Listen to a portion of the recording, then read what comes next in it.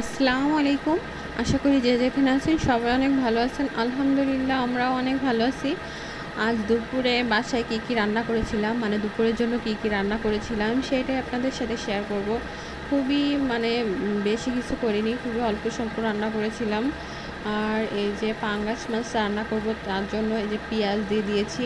পেঁয়াজ, আদা বাটা, রসুন বাটা এগুলো ভালো করে তেলে একটু ভেজে নিয়েছি। তারপর হলুদের গুঁড়া দিয়ে দিলাম। আর দিয়ে দিচ্ছি যে ঝালের গুঁড়া।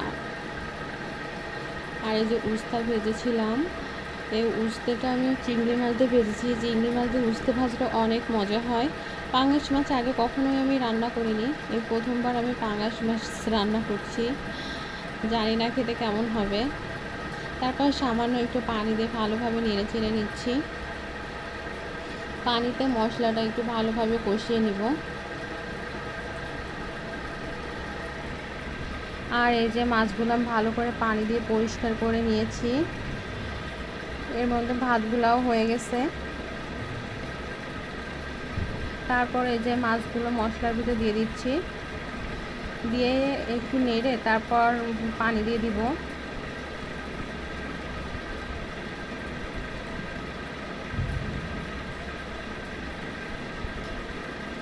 কে কীভাবে পাঙ্গাস মাছ খেতে পছন্দ করেন অবশ্যই কমেন্টে জানাবেন। আমার কিন্তু পাঙ্গাস মাছ অনেক পছন্দ। অনেকে পাঙ্গাস মাছ খেতে পছন্দ করে না, নাম শুনলেও তাদের ঘৃণা লাগে, এমন আছে অনেকেরই। তারপর এই যে একটু ভালোভাবে নেড়ে চেড়ে তারপর ঢাকা দিয়ে রেখেছিলাম। আর এই যে তার কিছুক্ষণ পর আমার পাঙ্গাস মাছ রান্না হয়ে গেছে। সব ভালো থাকুন, সুস্থ থাকুন, আল্লাহ হাফেজ।